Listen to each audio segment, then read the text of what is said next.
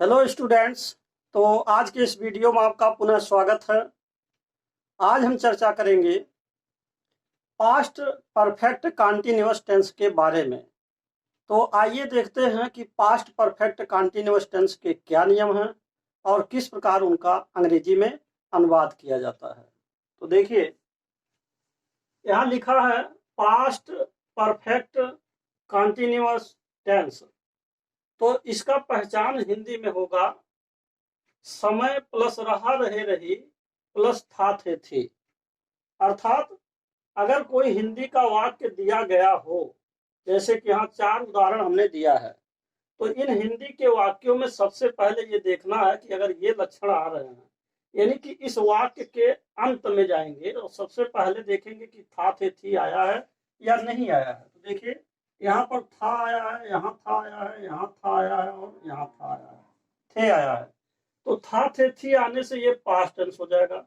अब इससे पहले हम देख रहे हैं कि यहाँ रहा आया है, यहाँ रहा आया है, यहाँ रही आया है और यहाँ रहे आया है। तो यदि रहा रहे रही आएगा तो ये कॉन्टिन्यूअस आपका हो जाएगा। रहा रहे रही का मतलब होता है कॉन्टिन्यूअस, और कॉन्टिन्यूअस को हम शॉर्ट में सी कह सकते हैं। यानी कि था थे थी का मतलब अगर हम इसे पास्ट मान लें, पास्ट है ये, और रहा रहे रही जो कॉन्टिन्यूअस है उसको अगर हम सी मान लें, सी, और यहाँ पर आप देखिए समय दिया है। अब समय क्या है, जैसे मान लीजिए 2012 से, यहाँ देखिए 2 महीने से, यहाँ पर आप देख रहे हैं आज सुबह से, और फिर आपका जो है आज सुबह से यहाँ दिया है सुबह, आज सुबह, सुबह से, तो ये आपका हो गया समय। और यहाँ देखिए 2 वर्षों से, तो इस समय को हमने पी मान लिया है।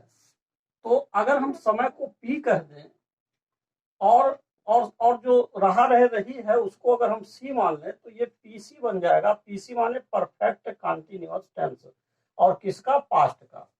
तो इस तरीके से पास्ट परफेक्ट कॉन्टिन्यूअस टेंस को समय प्लस रहा रहे रही प्लस था थे थी, ये हिंदी के वाक्य में पहचान है।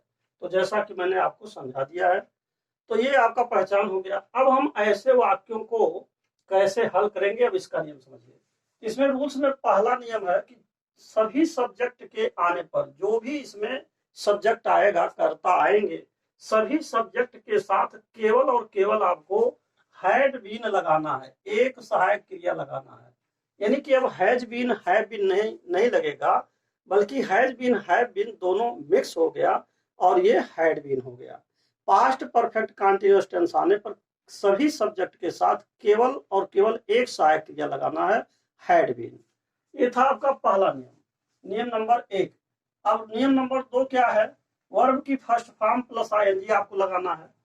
तो देखिए एक चीज और समझ लीजिए, नियम नंबर 1 जैसा कि हमने बताया हैड बीन, तो देखिए हैड बीन यहाँ लगा है, देखिए हैड बीन यहाँ लगा है, हैड बीन इसमें भी है, हैड बीन इसमें भी है, यानी कि चारों उदाहरणों में हैड बीन आए हैं।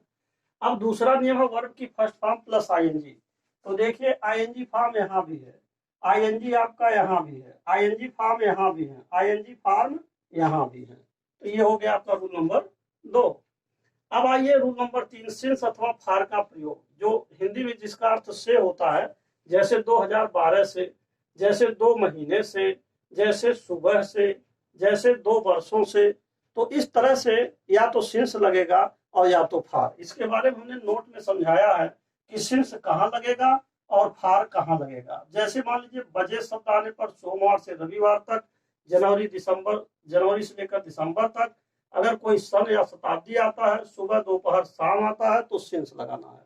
और यदि घंटे आता है, दिनों आता है, महीनों आता है, वर्षों आता है, शताब्दियों आता है, तो आप फाल लगाएंगे। तो अब आप देखिए उदाहरणों को, जैसे लिखा है कि वह सन 2012 से इस स्कूल में पढ़ रहा था, तो इसमें वह की अंग्रेजी आप लिखेंगे ही, और ही के आने पर हैड बीन, यानी चाहे जो सब्जेक्ट आएगा हैड बीन आपको लगा देना है। रीडिंग हो जाएगा, इन दिस स्कूल हो जाएगा। अब लिखा है कि सन 2012 से, तो जब सन आएगा तब भी उसकी से की अंग्रेजी क्या लगाएंगे, सिंस। तो इसीलिए यहाँ पर लिखा हुआ है सिंस 2012। इस तरीके से हो गया। उदाहरण नंबर 2 आपका है कि मैं इस कार्य को 2 महीने से कर रहा था, तो मैं इस कार्य को 2 महीने से कर रहा था, तो मैं की अंग्रेजी आई हो गया, हैड बीन हो गया, डूइंग दिस वर्क हो गया, और 2 महीनों से, तो महीनों के आने पर देखिए लिखा हुआ है, महीनों के आने पर फार लगाना है, तो ये आपका हो जाएगा फार, और इसके बाद 2 मंथ्स हो जाएगा। उदाहरण नंबर 3 देखिए, संजना आज सुबह से रो रही थी, तो संजना लिख दिए, हैड बीन हो गया, रोने के अंग्रेजी वीप में आईएनजी वीपिंग हो गया, और सुबह से, तो सुबह दोपहर शाम आने पर आप सिंस का प्रयोग करते हैं, तो देखिए यहाँ सिंस लगा दिया गया। इसी प्रकार उदाहरण नंबर 4 है, तुम 2 वर्षों से इस प्रश्न का उत्तर ढूंढ रहे थे, तो यू हैड बीन, तुम का अंग्रेजी यू हो जाएगा, यू हैड बीन हो जाएगा, लुकिंग फॉर माने ढूंढ रहे थे, और द आंसर यानी उत्तर ढूंढ रहे थे किस चीज का, टू दिस क्वेश्चन, इस प्रश्न का, और कब से ढूंढ रहे थे, 2 वर्षों से, तो जब वर्षों आएगा, महीनों आने पर, वर्षों आने पर, तो यहाँ फार लगा देंगे और 2 ईयर्स हो जाएगा। तो इस तरीके से मैंने आपको पास्ट परफेक्ट कंटीन्यूअस टेंस के 4 उदाहरण हमने, और जो कि ये अफर्मेटिव सेंटेंस का उदाहरण है, 4 एग्जाम्पल समझा दिया। अब प्रश्न यह है कि इनके 6 लाइन्स हम कैसे बनाएंगे, यानी कि अफर्मेटिव से निगेटिव, इंट्रोगेटिव और इंट्रोगेटिव निगेटिव सेंटेंस कैसे बनेगा, अब आप उसके बारे में सीखेंगे। तो अब आप देखिए कि 6 लाइन हम कैसे बनाएंगे। तो अब आप देखिए, इसके 2 उदाहरण को मैंने लिया है, और इसका 6 लाइन हम आपको बताने चल रहे हैं कैसे बनता है। तो जैसा कि पहली लाइन आप देख रहे हैं, जैसे वह सन 2012 से इस स्कूल में पढ़ रहा था, he had been reading in this school since 2012। तो इसी का अब आप जब निगेटिव बनाएंगे, तो सहायक क्रिया हैड के बाद आपको नॉट लगा देना है। इंट्रोगेटिव बनाएंगे तो सबसे पहले यह ध्यान देना कि इंट्रोगेटिव में चूंकि 2 तरह से होते हैं, ए टाइप बी टाइप का, तो सबसे पहले हेड को आपको लगाना है, इसके बाद जितना बच रहा ही, बीन, रीडिंग, ये सब वैसे जोड़ देना है, तो ये आपका तीसरी लाइन हो जाएगा। चौथी लाइन जब आप बना रहे हैं, तो तीसरी लाइन पूरा आपको उतार देना है, जैसे हैड ही बीन रीडिंग लिखा है, ही बीन रीडिंग, केवल आपको व्हाई जोड़ देना है। तो यहाँ तीसरे में सबसे पहले हैड लगेगा, चौथे में सबसे पहले व्हाई, और जब आप 5वां लाइन बनाएंगे और 6वां बनाएंगे, तो 5वीं लाइन आपकी तीसरी लाइन होगी। केवल इसी तीसरी लाइन को हैड ही के तुरंत बाद तीसरी लाइन को ही यहाँ 5वीं बनाते हैं, केवल सब्जेक्ट ही के बाद नॉट लगा देते हैं। और 6वीं लाइन जो चौथी लाइन है, ये 6वीं लाइन बनती है, केवल आप सब्जेक्ट के बाद आप यहाँ पर देखिए ही के बाद नॉट लगा देंगे। तो इस तरीके से 6 लाइन आपका ये बन गया। इसी प्रकार उदाहरण नंबर 2 है, तुम 2 महीनों से समय बर्बाद कर रहे थे। तो यहाँ पर जो 2 महीनों से समय बर्बाद कर रहे थे लिखा है, तो यहाँ पर you had been wasting time for 2 months. जब इसका निगेटिव बना रहा है तो हैड के तुरंत बाद आपको नॉट लगाना है। इंट्रोगेटिव बना रहा है तो हैड पहले ले आना है, और दूसरा इंट्रोगेटिव बना रहा है तो यहाँ आप हैड यू बीन को पूरा लिख करके इससे पहले आपको व्हाई लगा देना है। तो इंट्रोगेटिव ये 2 बन गया। अब फिर आपको 5वीं और 6वीं लाइन बनाना है, तो तीसरी लाइन आपकी 5वीं लाइन बनेगी और चौथी लाइन आपकी 6वीं लाइन बनेगी। तो केवल आपको यहाँ देखिए जो सब्जेक्ट यू आ रहा है, इसी के तुरंत बाद आपको नॉट लगा देना है। तो इस तरीके से आपके 6 लाइन ये बन गए और 6 लाइन ये बन गए। जैसा कि यहाँ पर आप देख रहे हैं, यहाँ पर आपका अफर्मेटिव, निगेटिव, इंट्रोगेटिव और इंट्रोगेटिव निगेटिव, यानी कि बेसिकली अगर देखा जाए तो मुख्य रूप से 4 प्रकार के सेंटेंसेज होते हैं, अफर्मेटिव, निगेटिव, इंट्रोगेटिव और इंट्रोगेटिव निगेटिव।